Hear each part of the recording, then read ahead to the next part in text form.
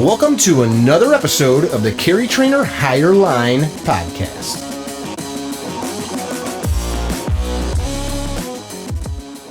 Hey guys, welcome to another episode of the Higher Line podcast, quickly approaching number 100.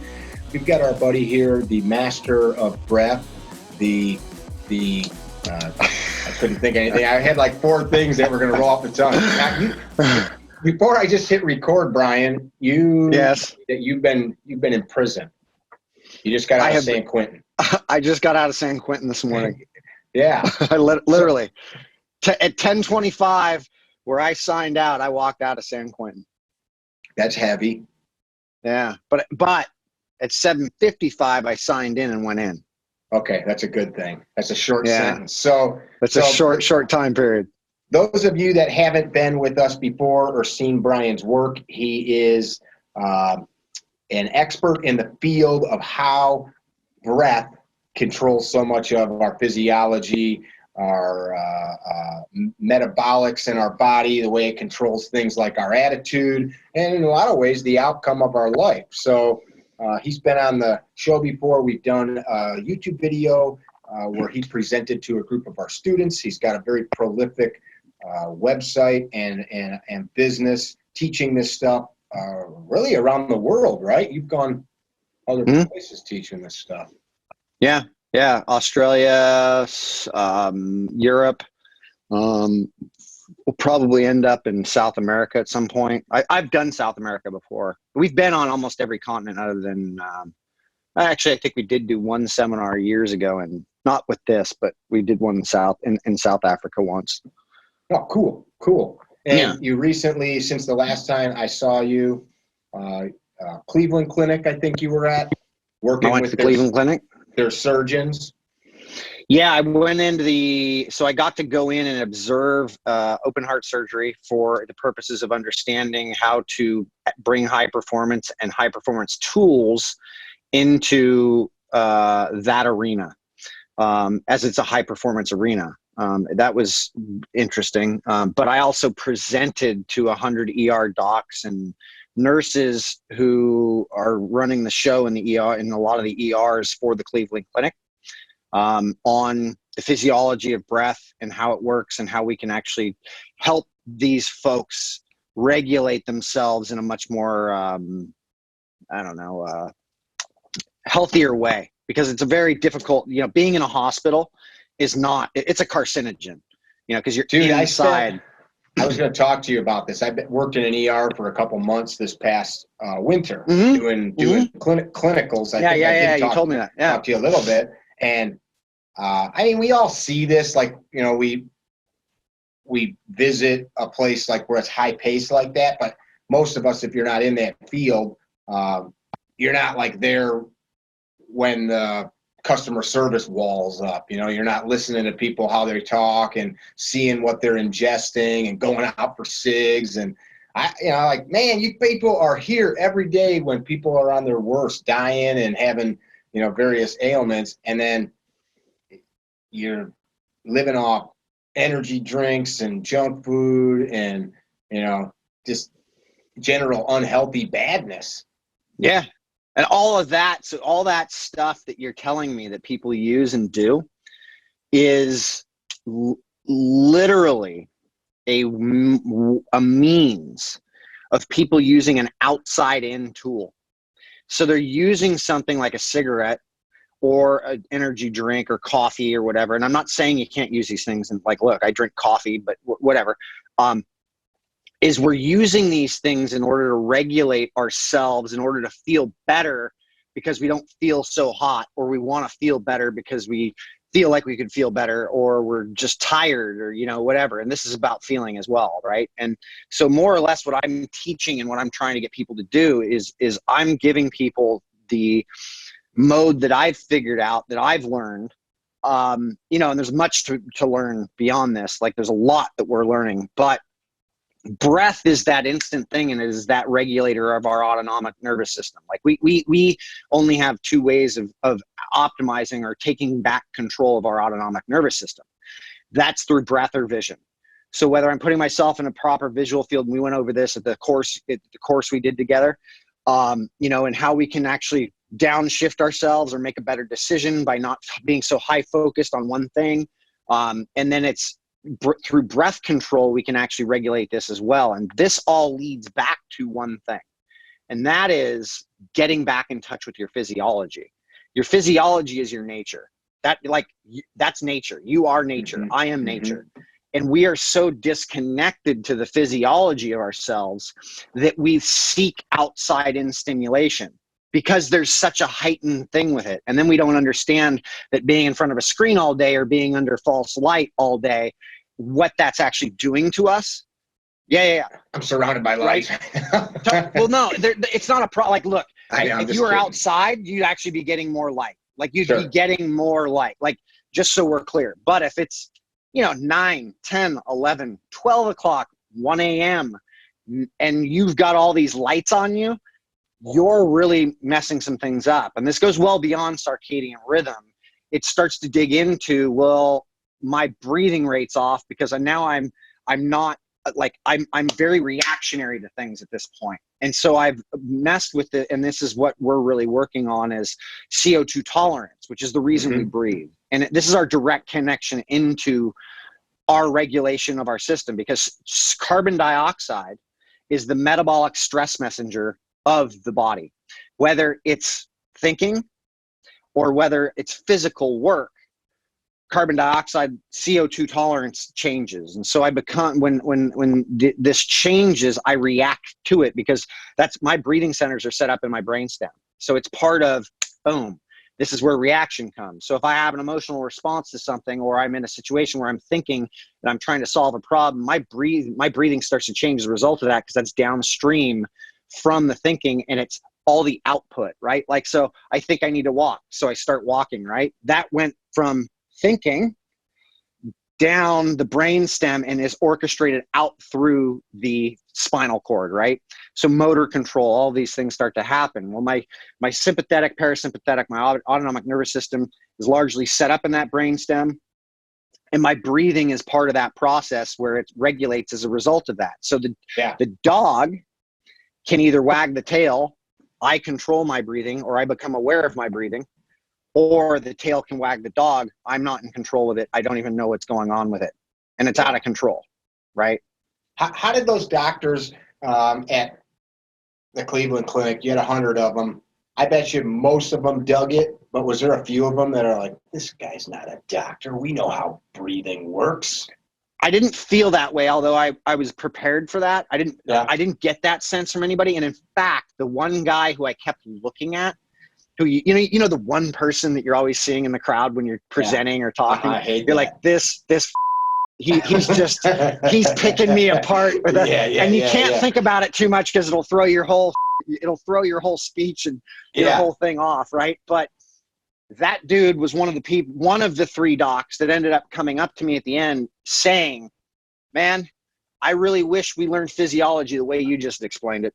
So you maybe misinterpreted hyper attentiveness to him maybe being condescending or something, like his facial expression. Yeah, that happens. I've done that. And as much reading as I do on patterns and recognition, I mean, I've read books like the Ellipsis Manual and studied it and been like, when somebody starts itching, what's going on, histamine response, and so they're probably lying or they're in a heightened situation. They cross their legs a certain way, like, I think I'm all good at this stuff, right? And then it's like, you start to think you understand people, and lo and behold, man, that happens more times than not, where it's the person. Well, some people have just learned like a funny facial expression that doesn't fit with what's inside of them too. I have a loved one that everybody always thinks they're angry, and they're not. They're just like, like, oh yeah, she ain't angry. That's just her face. Like she just always, looks kind of grumpy. Yeah. So it's funny. What at the core of what I'm doing is really getting people to understand their breathing, because their breathing is an instant reaction to what is going on, and any awareness or control of that is a means back to feeling what's going on inside the nature of the system, my physiology. because my physiology is responding to what's going on internally, right? And so this is an inside out means of regulating things. So if I want to feel up, I'm sorry, I just want to say it's like one of the things I've taken away from reading your stuff and listening to you is it's flipping cause and effect on its head. Yes. Is really what I've taken away from it. Like, we think I'm breathing this way because this is happening, when in reality, this is happening because you're breathing this way. Yeah. Yeah. I mean, I had an inmate this morning. He's 70. And hold on a second. So yeah. so you've been teaching this shit all over the world, writing Yes. about it. You physically test it with your own body, running crazy ultra races and like plunging into ice baths and all that stuff. And you and your buddies all test it. But now, and you've taught it to all kinds of people, from military to law enforcement to doctors. So now fast forward, you're at San Quentin, dangerous prison. Okay, just so we're all caught up. Yeah. How'd that get set up? I live 5 miles from San Quentin, and Okay. I'm connected to an agency that represents a number of people, and one of the people that they represent is a guy who started a program called the Anti-Recidivism Coalition, because we have a very big problem within our correctional facilities with men and women coming right back after they've done time. That's huge. And so, you know, I could have very well ended up in prison. You know, I mean, I went to jail as a kid, you know, a number of times for stupid shit. You know, and I could have made some pretty poor decisions and could have wound. I'll never deny the fact that I, you know, couldn't have wound up in a place like that very easily. Me and you talked about that on our first podcast together. I'm the same way.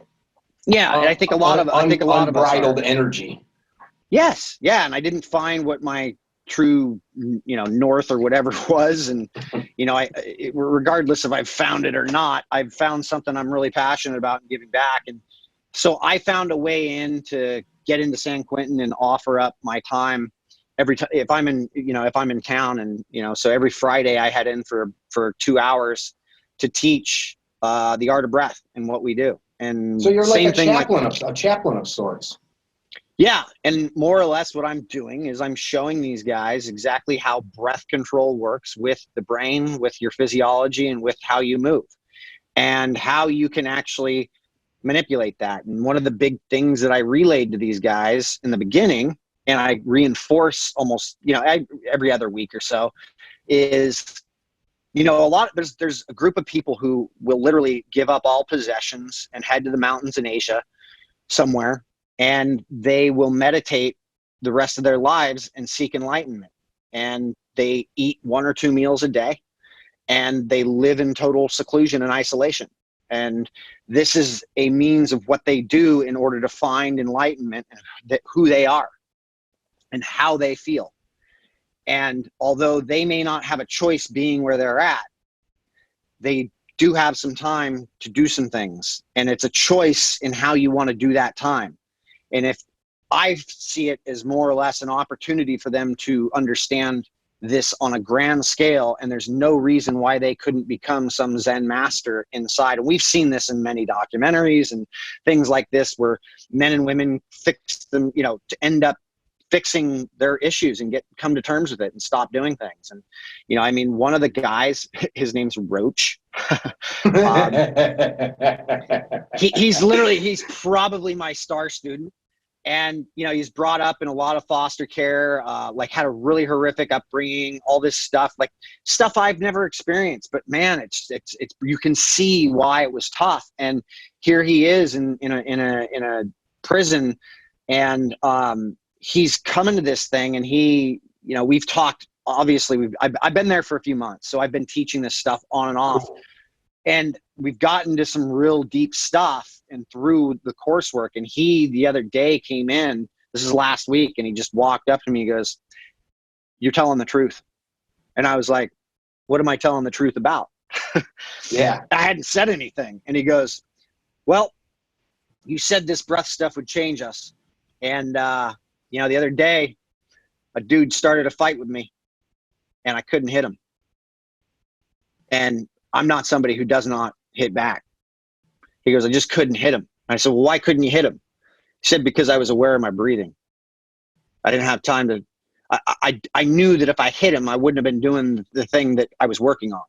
And I needed to work on my breathing, because here was a guy that really, he was kind of like, I could have kicked his ass. He's like 300 pounds. He's like super overweight, like all this stuff. Like what would have been the point of me kicking his ass? And so I didn't fight him, and I walked away, and I smiled as I walked away. And that was the first time I've ever done that in my adult life. Cause and effect. And I was like, there you go, man. You just figured out the whole thing. Welcome to the path. Like, this is your path. And how deep do you want to go? And so each week we kind of set up homework and stuff for them to do to kind of increase that CO2 tolerance, their ability, because we use CO2 tolerance because the less of the CO2 tolerance we have, the faster we're really breathing sometimes. And that also means that I don't have, because it's the metabolic stress messenger of the body, I have a shorter period of time until I react. Let's dig into that. Let's dig into that for a minute. So CO2 tolerance 101. Yeah. So we are an aerobic functioning species. We have evolved through aerobic metabolism. And even though anaerobic metabolism exists and we use it all the time, it is our default stress response to things. This is the difference basically, and these are two different things, but it's like being in a heightened sympathetic state and a calm parasympathetic state. Fight, flight, freeze versus rest, digest, recover, reproduce, creativity, right? Processing, that happens in parasympathetic, okay? So my CO2 tolerance, I have dedicated chemoreceptors in the aortic and the carotid artery in my vasculature. This is going outwards towards the periphery. So arteries are out, right? Veins are back in. It's a predictive system of carbon dioxide going to be high or low.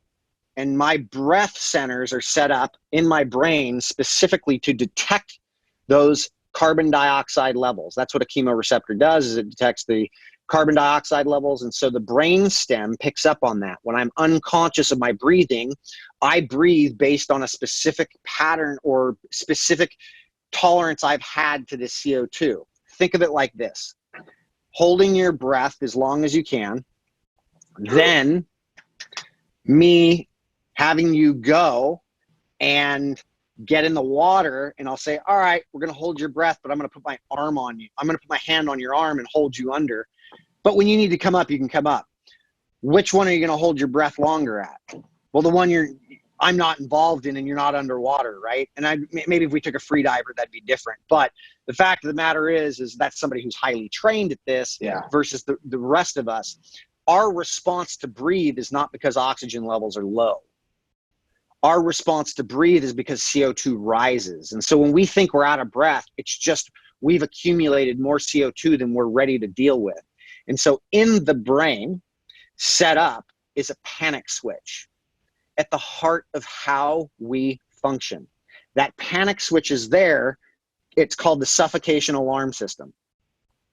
If I have too high a CO2 levels or too low of oxygen levels, it starts to go off and ring, ding, ding, ding, ding, ding, ding, ding, ding.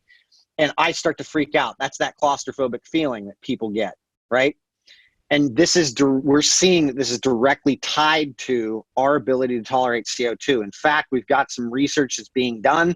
We've got a thesis that's been done on it where state anxiety is directly correlated to CO2 tolerance. And a low CO2 tolerance is predictable to higher anxiety levels. That means I'm more reactive to things. The bigger we build that CO2 tolerance, the less reactive we become to things, and we start to be able to process things. This makes sense from a physiological perspective, from an aerobic functioning perspective, because when I'm more parasympathetic, I'm leaning towards more high aerobic function. When I'm more sympathetic, I'm leaning more towards stress, anaerobic, fight, flight, freeze, default set patterning, all this stuff. And this can go really into the weeds of like, how I learned to function emotionally as a kid and survival skills and how I got love and attention, that inevitably plays out as I become an adult. And so when I default into these things, when I'm too stressed, whether it's I've got too much going on from work, life, and everything, or I'm in a very, think about it. If I had a really stressful day at work and then all of a sudden somebody shows up, I'm in the store getting something and some dude comes in to rob the store. What do you think how you're going to react is going to be based on if you're overloaded versus if you're not overloaded? Mm-hmm. Your processing is very different in those situations. And this is why we teach breath control, because it then becomes something where if I'm going in to talk to doctors, they're making better decisions when they're in medicine. Or if I'm talking to an inmate, that they're actually starting to see how they actually operate and function and what they're reacting to and what's real and what really isn't, and how they can actually change that narrative by using their breath to become more aware of it and responding differently. But I give them the opportunity to dig into that. I'm not the therapist. I'm just the guy who's literally saying, here's how we control it. Here's where the choice is at. Here's how we build this. Here's where you get the opportunity to make a much different decision. And so some of these inmates now are applying it and seeing a positive result. That's good stuff. Yep. Big time. I've got guys. Go ahead. I was going to say, I'm assuming you're documenting some of this, I'm assuming. Yes. Okay. Yes. Yeah. You're about to say you've got. Oh, I've got a guy in there who's got heart stuff, and he's got cancer, and his numbers, he keeps going back to the doc every month, and his doc's like, what are you doing? And he's like, I'm doing this breath stuff. She's like, who is teaching you this? What is going on here? He's like, here's the guy, here's what he's doing, here's what we're learning. And he's getting back control of his physiology. I'm not suggesting he's going to cure anything or change anything, but his numbers and his physiology are changing. He feels better. If I've got a guy who goes up, a 70-year-old man who's now waking up in the middle of the night because his mouth opens, because he used to have sleep apnea and he was snoring his brains out and sleeping poorly because his mouth opens. Now he wakes up when his mouth opens and he shuts his mouth and he goes back to sleep and breathes through his nose. Awesome. Awesome. It's just comes full circle. And whether we're talking and dealing with professional athletes, the same is there. And it's like we can regulate metabolic function through breath control. So using breath control to actually regulate specific things that we want to get out of the energy, we're trying to use while training. I think a lot of people don't understand. You're talking about anaerobic versus aerobic metabolism in the process, or with oxygen involved in the process, anaerobic without oxygen. And I think sometimes we don't understand that, like, that is without it, we don't get energy, we don't live. So it's just like a fire, and without this oxygen carbon dioxide balance, with it being askew, that whole combustion process is askew, or can be, right? Yeah. Yes. Yeah. And look, man, our five senses are the interpretation of an environment that we're in. And so when you have things like where you've had a stressful day and you come home and you're like, I've got this craving for sugar or whatever, like that's a real good sign that you've been pretty hot, because you're burning through a lot more glycogen, a lot more sugar. And so your body's going, yo, I need more of that. That's pretty cool. So it's not just that somebody maybe has a sweet tooth. Oh, no. I used to have a pretty good sweet tooth before I got into all this stuff. And it's not even close to what it is. Like I could give or take sweets anytime. Like I'm just like, I used to pound donuts, once every couple of weeks or something, just like as a little treat.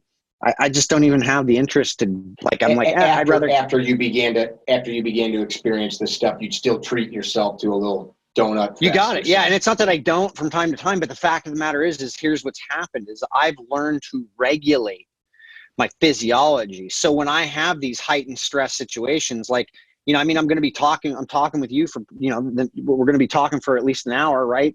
I'm going to be talking a lot. I'm going to be setting myself off more. I'm not going to be using the oxygen as efficiently as I can because I'm dumping more CO2. Mm-hmm. That's what inevitably happens with mouth breathing. That's why the guy wakes up. I wake up in the middle of the night if I'm mouth breathing because it sets me off. I get in a heightened state. Oh yeah, it wakes me up. It's a natural thing. Think about working out. If I start working out harder, I default into breathing through my mouth because I need to offload that metabolic waste. The harder I work, the more metabolic waste occurs, right? And so that waste, 70% of all waste is dumped is through my breathing. So my exhale. And that's how I get rid of it. So if I don't have a lot of waste, but I'm going to set myself off sympathetically and inevitably wake myself up and be like, oh, so takes a little training. But yeah. Is there a diminishing return to CO2 tolerance? Can you develop past the point where it's not good for you anymore? Do we not know? I would say I would largely say we don't know what that number is. Although, look, now there are people who do deal with pathology in this department, and you'll see a lot of the elderly population there, where they just have way too much CO2 buildup. That being said, that fits more into the problem side of things. Like some of the greatest free divers in the world are still working on their CO2 tolerance so that they can hold their breath longer and longer. It's not like they're training their physiology to keep more CO2 in the system to release more of the oxygen, because that's how oxygen gets released. Is the carbon dioxide molecules prefer to attach to the red blood cells. And when that happens, it replaces the oxygen. So the oxygen kicks off and it gets to be used with the mitochondria. It's cool. Yeah. It's super cool. That balance that allows us to live, man. It's heavy. Yeah. And most of us are so much like we're a little too CO2 intolerant, and thus we're not utilizing the oxygen as efficiently as we can. You know, what would be something that was symptomatic of intolerant to CO2 that the person's listening could say, oh man, that's me. I feel that, or I experience that. How would they know? Shortness of breath. And how would you not just know that means you're just out of shape and fat? Or is it one and the same? That is one and the same, my man. Okay. Yeah.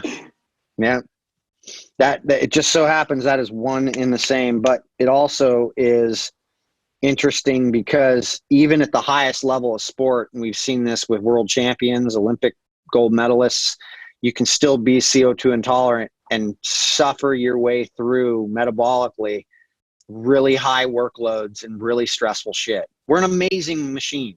Yeah. And we adapt, but it doesn't mean we can't optimize or self-optimize. And it's just like putting on glasses because my vision's getting a little tweaky. It's like I'm just using some glasses right now in order to help my vision out, right?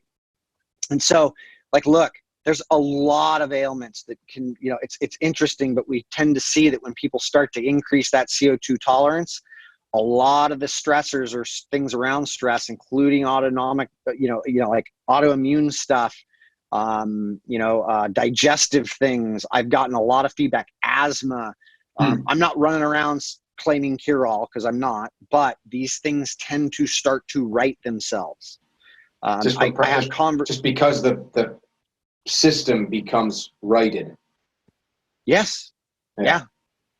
It's kind of like when I first heard you start talking about this, I grew up a little farm kid, and we had lawn tractors and dirt bikes and weed whippers and chainsaws, and I'm not a very good mechanic, but we'd have carburetor in the chainsaw would go bad sitting all winter long and get gummed up, so you'd have to tear the little carb apart and scrub it out. And I found sometimes I could get things to run by around with the choke maybe, or maybe cleaning the air filter out. It didn't run great, but if I kept full throttle, and it started to die, I could maybe feather the throttle and keep the machine running where I could keep doing the work. But like it never was right. But then if I sat down, tore the carburetor apart, got all the jets clean, and, you know, talked to my buddy who was a real mechanic and figured out how to set all of the parameters of the fuel and oxygen mixture correctly, all of a sudden the thing worked great again. Like, that's what I keep thinking about as you're talking. What happens if you put a blower on a car? Yeah, man, she goes. She goes. You're just giving her more oxygen. Yeah. That's it, man. That's it. And like, that's all we're talking about, is getting people the oxygen in order so that they can go more. And it might take a little time, but once they start to get this, it starts to play a role. And it's like, even just 5-10 minutes of breath work in the morning or evening can start to have a compounding effect to where I start to become aware of that throughout my day. Like, what can I do in between stressful situations? And it's just slowing down my breathing a little bit. And the more you're doing with this stuff, the better you train this, the faster it happens. There's some psychological stuff attached to that too. Like, I've talked about this with you before, but growing up with chronic anxiety. It's a podcast I did earlier with another friend. He talked about having panic attacks, and one day telling himself while he was on a treadmill, he was going to leave the gym. He started to have the symptoms of the panic attack, and his normal thing would be, I'm going to go home, curl up in a ball, and like wait till this goes away. And this day he was so sick of it, he said to himself, you're going to stay running on this treadmill. He had set a distance to run until you're finished or until your ass passes out and somebody finds you on the floor. And he said about 30 seconds later, he was okay. Like, he kind of like drew a line in the sand with himself and started to meter his breath.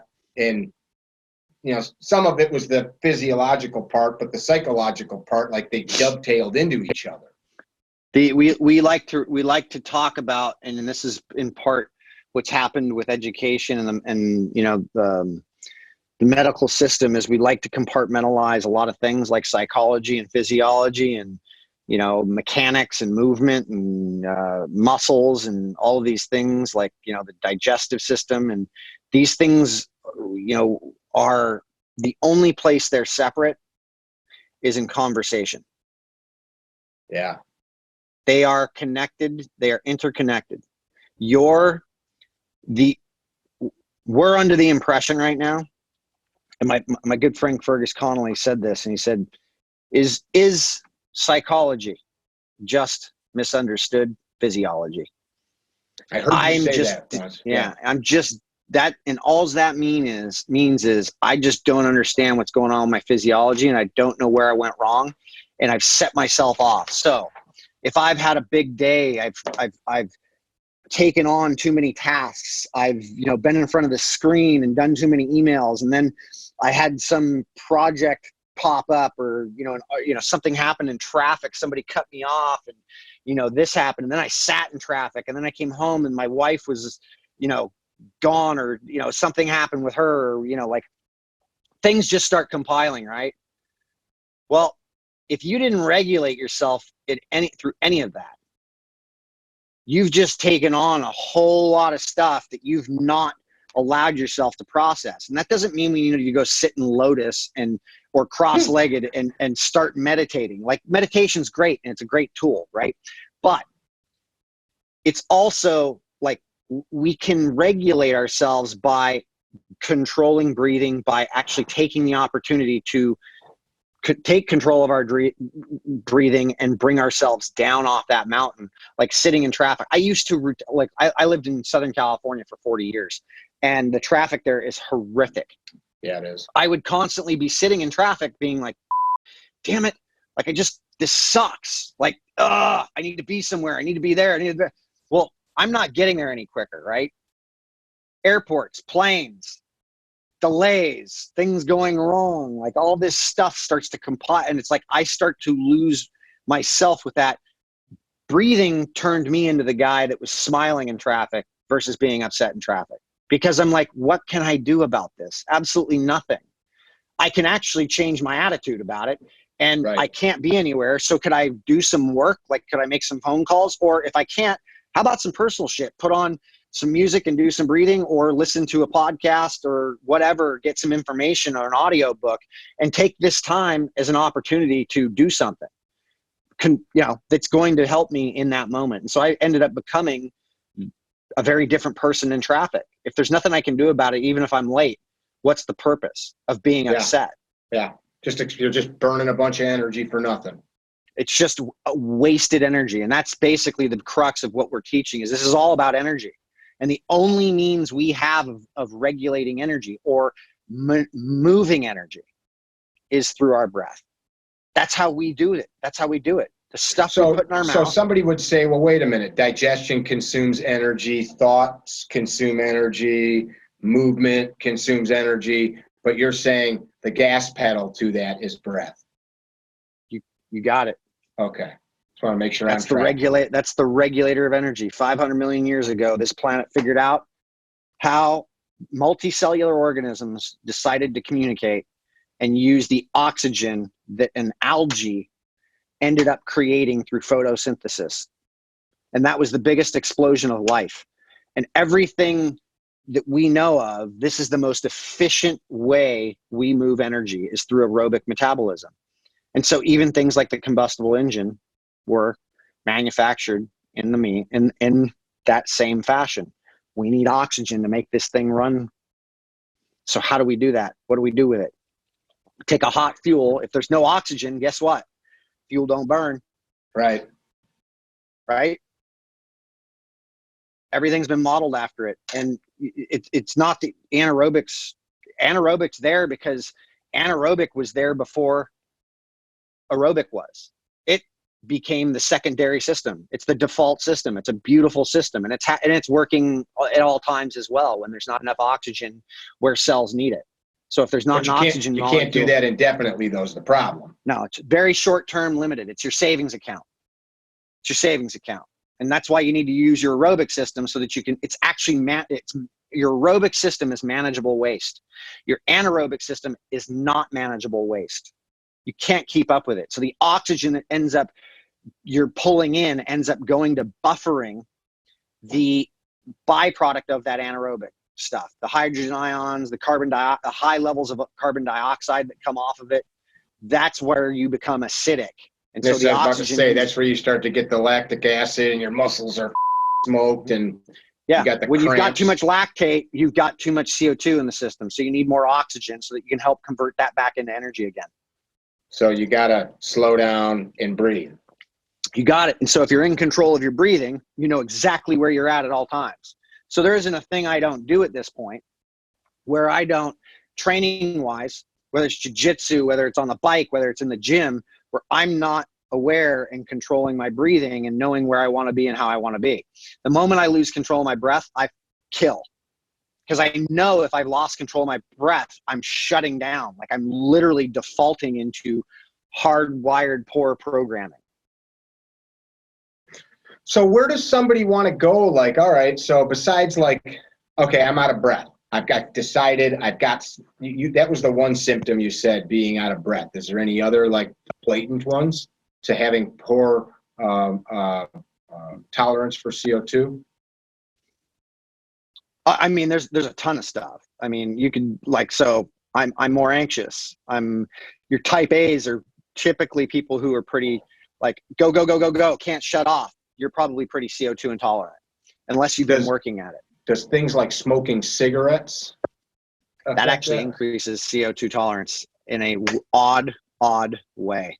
So like I used to be a smoker for 20 years. I had a better CO2 tolerance as a smoker?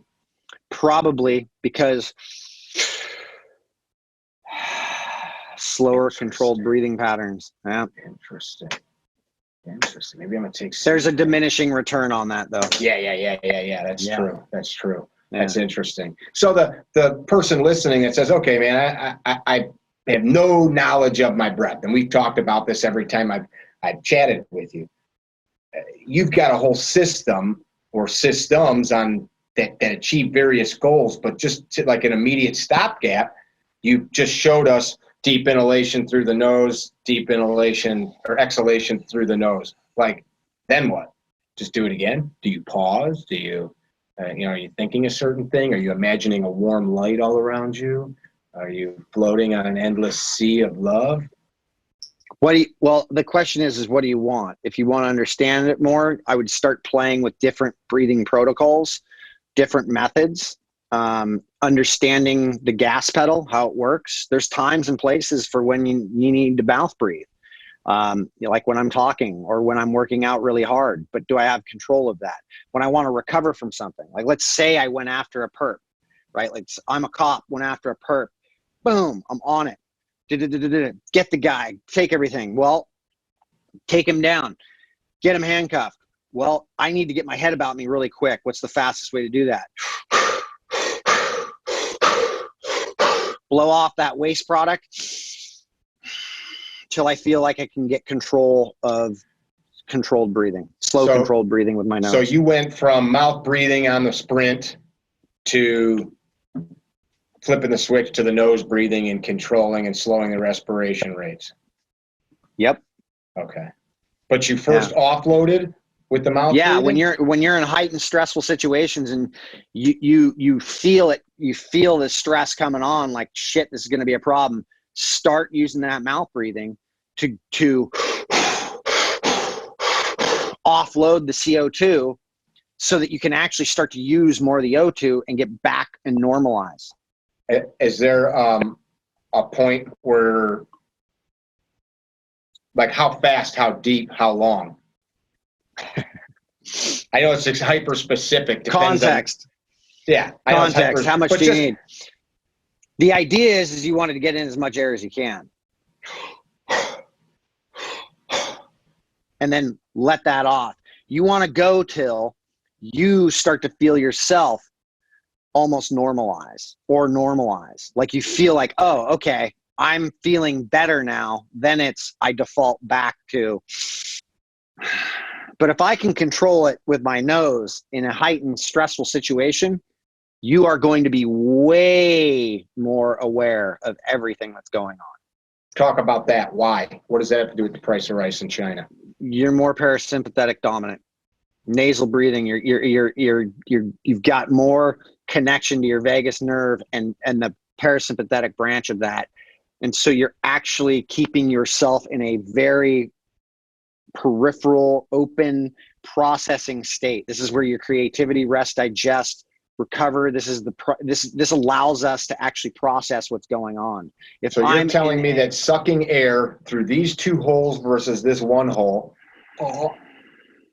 is going to change all of what you just said? You got it. Yes, correct. Does every doctor support that? This isn't me being contrary. I know, like one time we did a video and we had that total douche that I've had pulmonologists that have come on literally like I've talked to these guys and they're like, this is solid. Like, look, the nose was designed with the respiratory system in mind. Yeah, and I know that guy said what he said, but he went off into a dark place. This is not me trying to validate what he was saying. I'm just what my goal here is that you have people that are learned, that feel a certain way. So what I'm trying to do is give the listener some ammunition so that when they're doing research on their own, or talking about this with their primary health care doctor, or starting to dig into your work, they understand. Yeah, there might be some people that have a different viewpoint, but I'm looking outside. All of a sudden, it got really black out. It's only 3 o'clock here. Yeah. So the nose was designed with the respiratory system in mind. You've got hairs for filtering. You've got mucus for catching a lot of those particles and debris that comes in. There's T cells inside the mucus that start to set up your immune system, immune function, first line of defense for your immune function. Your sinuses humidify and warm the air. And then you actually are using or engaging that diaphragm because it's a resistance breathing device to a large degree. I need to actually use that big muscle that's responsible for creating the reverse vacuum. And this makes sense from a mechanical standpoint because the diaphragm it circumnavigates the rib cage and is up against the spine as well. So any deviation in that spine becomes a problem for me, or makes it more difficult for me to actually access that diaphragm. But if I'm actually using my nose to breathe, I'm actually setting myself up mechanically even better. So everything's really working to get the oxygen into the system so that I can use and move energy. My mouth is just a means of getting more oxygen in and more carbon dioxide out. From what we've seen, we're not only at intense levels, so levels in more intense, like if we're working out at higher intensity levels, do we only absorb more of the oxygen when we mouth breathe, because it's so much faster to get it in. But at non-intense levels, the nose is absorbing just as much, you're absorbing just as much oxygen in as you are with your mouth. Okay? Yeah. And so it's the exhale that starts to become what we're seeing. And that exhale offloads less carbon dioxide. It takes longer to get the CO2 out through this versus how fast it dumps here. And so when I offload too much CO2, or I don't necessarily need to offload that much CO2, I inevitably don't use as much of the oxygen. This is what's called the Bohr effect. Say that last part again. It's called what? The Bohr effect. BOHREFFECT. Okay. Okay. This states you need enough carbon dioxide in the blood in order to utilize the oxygen coming out. Now, at some time and place, if you're working hard enough, that will be necessary. Look, these isn't my ideas. These isn't my thinking. This is just the road and what we've learned. A lot of this stuff is thousands of years old. Some of it's even newer. There's a book out there called Jaws, The Hidden Epidemic. That is about how our jaws have literally started to recede. We're one of the only species that has crooked teeth. And this is largely in part because of what's happened to our breathing patterns over time. And we've just started to, Yep. And so it's a lot more difficult for modern man for us to breathe through our nose because of the lifestyle and the choices and the nutrition and everything that we've been doing. Are you using like SpO2 monitors and Untitled CO2, so like in your studies and training to, I don't know how, you probably can't run down the road with some of this equipment. I do personally, yes. Yeah. Mm-hmm. I have an SpO2 monitor on, I would say probably most days out of the week. Just looking as you're at walking around? No, as I'm doing breath practice stuff, specific stuff. Okay. So you've got Training. goals, and you can then correlate immediately, because it is pretty instantaneous what you're doing to what the output is on the monitor. Yeah. There's actually a little bit of a delay. It's roughly like 30 seconds. By instantaneous, so. I'm saying you're not like you need to go, download shit to a printer. It's you're seeing it in pretty much real time though. Yeah. The big thing I want to get my hands on is some stuff that actually starts to monitor CO2. So, or when we become hypocapnic, which is when you start to go, because you've just got so much carbon dioxide, you're cooked. And that inevitably is that point where everybody kind of, whether we're talking emotionally, psychologically, or physically. Okay. My recent EMS program I was working on, there's a big push now for Untitled CO2 monitoring, because people are figuring out it tells you a lot about the patient. It tells you a lot about what's happening with the patient. It is information that people were previously not so concerned with at that level of medical care. Yeah. We're going to see in the coming years that CO2, this is going to become more and more, I'm not the only one who's onto this. We're working with folks and, that have been researching, high, really bad cases of anxiety, like medically treated people with anxiety, and administering carbon dioxide, bolus hits of carbon dioxide and in one breath, and then having them regulate themselves. And it kind of tricks the brain into going, oh, this wasn't as bad as I thought. And they're instantaneously finding relief in anxiousness and anxiety as a result of that. Couple that with breath training, and you start to get these symptoms start to kind of regulate themselves versus being in a dysregulated state.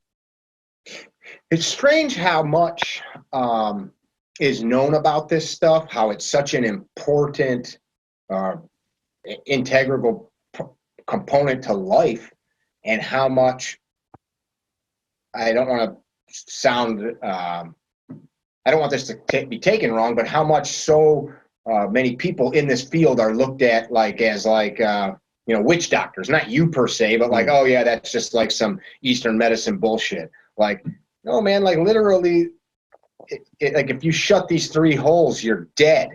Like, you know, 60 seconds or so, you go to sleep and don't wake back up. And of course, we understand you got to breathe. It's like the basis of CPR and all that good shit. But like a lot of the stuff you're talking about, we had that doctor come onto that post and share his. Your point was this guy's just trying to sound like he knows what he's talking about, which I didn't disagree with. It's interesting, though, sometimes to engage assholes. So for you guys listening, we did a video with Brian, and a gentleman came on there and pontificated for paragraph after paragraph about all he knew about the human species. And I use those situations sometimes to let people that read the comments know, like, one, this is somebody's viewpoint, but like here's like some you know, side points, or here's a way to like look at it, and here's maybe this guy's like, I see where he's coming from, but, and Brian's like, yeah, that guy. Well, like anytime you've got to like jump on something to disprove what somebody is saying, like he didn't disprove anything. He literally just went into a diatribe about like how things really operate and this and that. And it was literally, you could just read how threatened he was by something. And I'm not discounting most of what he said wasn't true, but he was literally, I think he was pissed off about the fact, like he felt like mouth breathing was perfectly fine to do. And I'm like, I think you need to look into this a little further, because that's not what we're seeing. And I'm literally, I didn't just go, you know what? I think I'm going to start talking about nasal only breathing, or breathing more through our noses, because that's what I want to do. It was, we went out and applied this, and now we're actually, we have researchers studying it. And we have medical people looking at it too. Anybody that ever watches a boxing match and you listen to the referee say, oh, you know, Brian's breathing through his mouth, folks, it's going to be over soon. Like that's, we recognize it. Or you see a runner, like that guy's smoked. He's at the end. Yeah. I mean, McGregor's going to fight this weekend again. Remember when he fought Floyd Mayweather? Floyd waited until that kid's jaw was open, and then it was, I think it was round 9, and he's like, "Okay, time to end this. I'm gonna make soup of this kid right now," and that's exactly what happened. Got gassed. Fatigue he just got makes gassed. Cowards of all men. It does, and you know, anxiety can do numbers on us as well. Yeah. Takes your mind out of the game. Yeah, man. It's tough. I get it. You what was that big race that you told me about that you ran, the one in the desert? Big elevation changes that you did? The one you said, like, I asked about one race and you're like, nothing compared to this race. You said it was blazing, lots of elevation change and high heat. Well, I mean, I did Western States, which is high heat. That was a lot of elevation change. But I did Angeles Crest 100, which was in LA, through the Mount Angeles National Forest. That was pretty high heat. But I've run, so I paced Dean Karnazes and a guy by the name of John Radich a number of times through Badwater, which starts in Death Valley and ends at Whitney Portal, so at 8,500 feet. When you say you paced him, what does that mean for us non-ultra? I ran with him for a good chunk of the race. So with Dean, I think I did something like 60 or 70 miles with him. John, I've done upwards of like 90. I think it was like around 90 with John. How long is that race in total? They have 60 hours to complete that. How far is it? 135 miles. So why didn't you just run the whole thing? I mean, come on. Well, you're not allowed to start the first 17 miles with them. They need to be Wait. able to do the first 17 by themselves. Why? They should have their shit together enough, I guess, to be able to do I'm that. saying, like, did you ever plan to just enter it and run it start to finish? I did. I did. I was actually registered and I was going to run it 1 year, but then I was going through a ton of crap. And I was like, I couldn't train. I was like, there's no way I can show up to this event. I couldn't wrap my head around competing or doing that event without training, having the time to dedicate for the training. And thus I did not. But you've done these 100-mile races. I've been reading about these things and reading about people that do these like 100+ mile races. And you didn't do it, from what you've told me, because you love racing. You wanted just to see what your physical limits were and test some of your theories out here. Yeah, I mean, I just want I want to understand me. Like, I want to understand what I'm capable of, what I go through when I do these things. I mean, I would say doing ultra marathons, for those that are processing them, are very cathartic, almost psychedelic like experiences, to where you get to see yourself at the lowest of lows and the highest of highs and understand a lot of different things. And one of the things I picked up on was the fact that pain really is just a sense. And, you know, I was in more pain. I remember vividly just being in so much pain at Western States. And then literally within like a minute or so, I was moving faster and I was going downhill and I felt like I was floating and I was no longer in pain. And I was like, I just got my head out of it and the pain disappeared. Like, that's just insane to me. Like, it's so when we tell ourselves like pain's your body telling you something's wrong, maybe that's not always the case. Pain's there for a reason. It's nature's way of saying wrong to some degree, but it's also something that if we dedicate more space in our brain to, which a lot of people are in chronic pain. I know a lot of people who aren't in chronic pain, but are in pain. And the people who actually are more in this chronic pain, we've seen this, and Dr. Norman Deutsch did a book called The Brain's Way of Healing. And they looked at this, and they've got other researchers that looked at this as well. And people who deal with chronic pain tend to dedicate up to 15 to 20% more neurons in an area to that pain than people who don't deal with chronic pain. It's more like 5% of the neurons go to pain, right? So like, that means if I were to take a needle and poke you in the hand with it, don't do it. You would probably be somebody who would be like, that hurt, dude. But you'd be over it pretty quickly.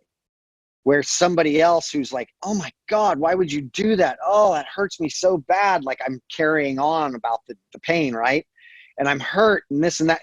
Those of us that carry pain and use pain as this vehicle for, I don't want to say necessarily victimizing ourselves, but I've fallen into this category, from emotional to physical, whatever. Like, I've had stuff wrong with me that, like, oh, I couldn't stop thinking about. But then it was like, well, what are you doing about it? You know, what are you doing about the pain? Are you changing the way you move? Are you doing any mobility or flexibility stuff? Are you going to a therapist? Like, what are you doing about that stuff? Mm-hmm. And it's when I start doing or investing in that, that's when the things start to change. But it just so happens too that my breathing responds to pain as well. And how the acidity or the pH of my blood, of my body, the higher that acidity is, the more susceptible I am to pain. Like, the more pain I feel. Yeah. The more pain receptor sites go off. I just had a podcast a couple of weeks ago with Devin Larratt, Canadian Special Operations, like their highest level of special operations. And then he's now considered one of the greatest arm wrestlers of all time. He's like 6'5", 270 pounds. Which I always thought he was small, because you see the arm wrestling videos and stuff that he's in, and most of these guys are like 300+ pounders, like in this open weight class. And he's built, you know, he's freaking a beast, but he's a thin. special forces guy, and he's 270. Yeah, that's the cool thing. So, we start talking a little bit.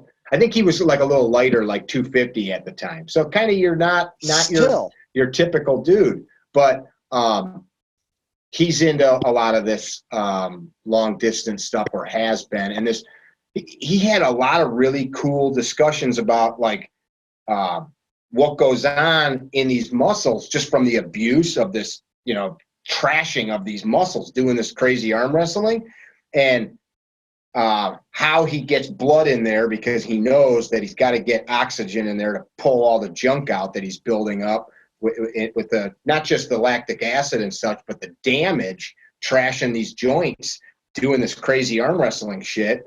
And it's like he thinks that that's one of the things that's allowed him to have the longevity and be so good at it, is his ability. I don't know if it's exercises he's doing, how he's swinging his arms around or what, but getting the gas exchange. That's one of the things he said, is getting the gas exchange to happen where he needs it to help flush the toxins out and bring the nutrients into the tissues to heal them. Massage, all kinds of shit to help. Yeah, well, I mean, your tissue responds to the energy you're using, right? And so the more sympathetic I lean, the more stiff and, you're asking like, how do I know I'm CO2 intolerant? Well, flexibility, tissue, like if your tissue is constantly in pain, if you're doing stuff to it, like you're rolling out on a foam roller and you're in pain, all of that, like that's highly sympathetic tissue, which means you're probably a little CO2 intolerant as well, because you can't get a lot of blood flow through that stuff. So I got a buddy that's always, he said he's always dehydrated, even though he's always chugging water. He's always got freaking crazy joint pain. He comes to the house and I got this countertop that's got this funky corner up high. He's jamming shoulders and pecs into it. He's always got knots and stuff, and he looks physically fit. He's not, you wouldn't look at him and say like, you're not fit. He's muscular. And I'm always like, damn dude, like you need to like, start taking yoga or do something, but he's like, that's kind of what you're talking about. Yeah. Yeah. Got to take care of the system, man. Got to understand, like, you can't just continue to beat it up and think that it's just going to return if you're not just beating it up. Got to give it that chance to come back. And, like even walking allows people to recover better, because it's low impact, and it's like you can go forever, but you're just getting the intensity up enough to be really utilizing that aerobic system and training it. And there's no need to open your mouth there either. And so I talked about this with you this past summer. I walked hundreds of miles last summer, and it's really cold here right now. So I've got the treadmill out, and it's not the same. And I have been taking some walks in the winter, but it sucks when it's like 5 degrees outside. It's just not fun. And I felt great, man. I felt great. Like I've worked on my feet and worked physically my whole life, but we'd go on, like maybe walk like 5-6 miles a day, nothing crazy. Maybe I'd put an earbud in and listen to a book on tape. And when you yawn, it means that you need to take a big breath and get up and do jumping jacks. That's what you got to do in my class when you yawn. Time for jumping jacks. I'm good. I'm regulated.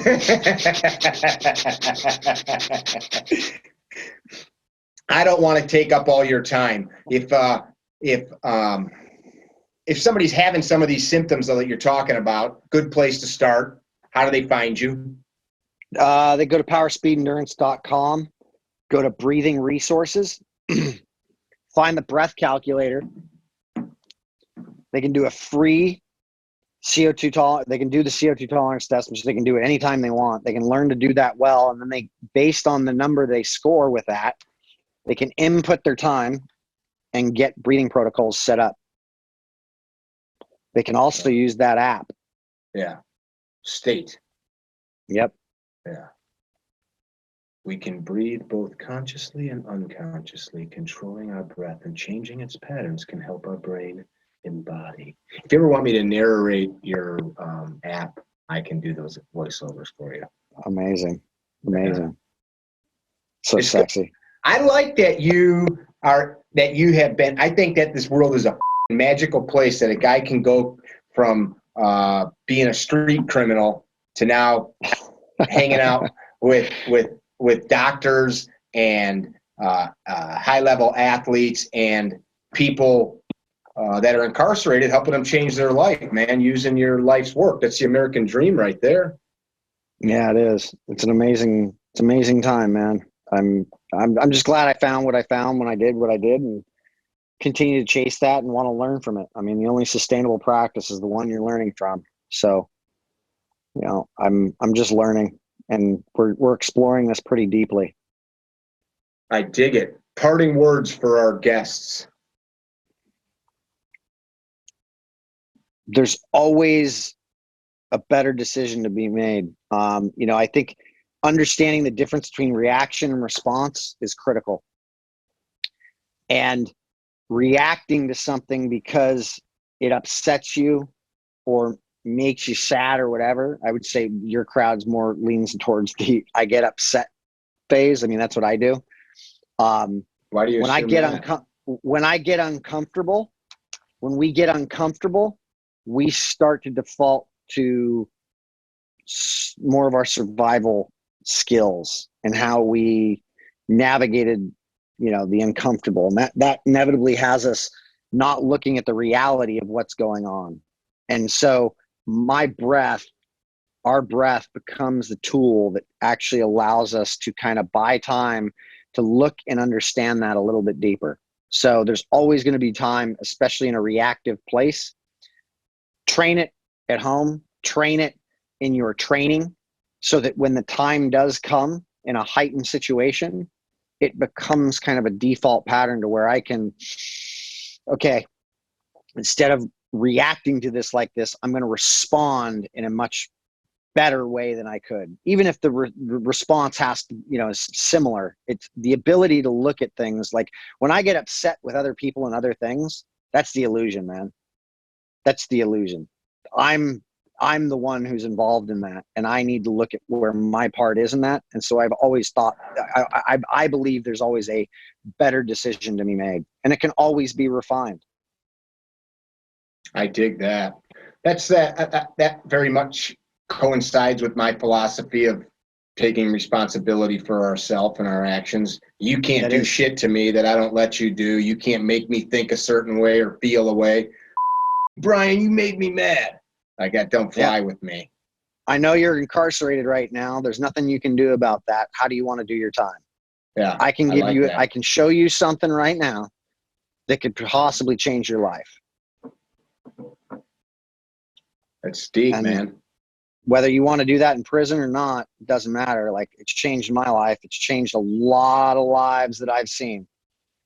People want me to come and teach this stuff all over the place, and I'm more than happy to. I think the cool thing is, too, if you've got some specific spiritual belief system, this doesn't contradict that. You know, you can still be whatever it is you want to be. And if you're into things like yoga, this is only going to help you broaden and deepen that practice, or sports. But I think sometimes people, I know from my own upbringing, people listen to stuff like this and they think, oh, man, that's weird. It goes against like my spiritual upbringing. It's like, well, that's dumb. That's my take. The interesting thing is that the foundation of most yoga practices is breathing. That's what I'm saying, man. That's what I'm saying. Yeah. Buddhist meditation, same. You know, I mean, it doesn't matter. Breathing's just breathing. You're going to do it anyway. You've got a way of manipulating it that can bring you into deeper layers of yourself, or even calm yourself down, or even bring yourself up, just like coffee. See, that scares some people. When you say deeper levels of yourself, it's like, oh, that, you know, now maybe I'm elevating myself past some point that I should, or I don't like, I'm afraid to go in there, man. There's some weird stuff down there. Like, that's what I meant. Some people just get scared of that because it's. Oh, like, no. I know plenty of people that won't venture there because they're afraid that the world that they actually exist in and the comfort that they've surrounded themselves with may have to change. And that's a true fact. And that probably is the best thing for them. But the problem is we're so tied to the comfort and convenience of it all that we don't want that to change, because it requires work and internal work. Numb. Yep. I appreciate you taking the time, man, because you're giving away to the folks listening what others pay for. So hopefully we have some reciprocation to you for your time and energies. Hopefully the universe pays you back. Had to add some of that in, man. I'd like to go jogging with you sometime, but I'll go for like 4 miles. And not 40 or 60, you sicko. I'm not into ultras anymore, man. I haven't done that in 10 years. Okay, that's sick. Sick. That'd be cool. You guys listening, if you dug this stuff, go check his stuff out. We'll post up some links and stuff like we normally do. Follow him on Instagram. Your Instagram account is @_Brian MacKenzie. @_Brian MacKenzie. I'll put that up here too. If you're checking this out on YouTube or iTunes or Google Play or whatever podcasting platform you're on, leave a review of the conversation. We tried very hard. Neither of us are getting paid to have this conversation. Help us out. Share it. Put it on your Facebook page or share it with your friends and family that you think conversations like this can be helpful. No kidding. You may have somebody that's incarcerated in jail and you don't know what you can do to help them. Pass something like this along to them. Send them some of Brian's work and maybe have them come out in a better place. Or if you're an ER doc, I mean, I've got a buddy who's literally saved multiple lives, people bleeding out and having them control their bleeding. They're bleeding because they regulated their blood pressure and they saved their life. Like, that's fantastic. We got to do that. We got to have a cold discussion on that, regulating one's blood pressure. Yeah. Another time. You guys that are out there, be good to each other. Don't be dickheads. That's all I got. All right. Visit our website, CarryTrainer.com, for information about classes held throughout the U.S., CarryTrainer apparel, and upcoming projects. You can also email us at training@CarryTrainer.com for information about setting up your own private course or speaking engagement. Training@CarryTrainer.com or CarryTrainer.com.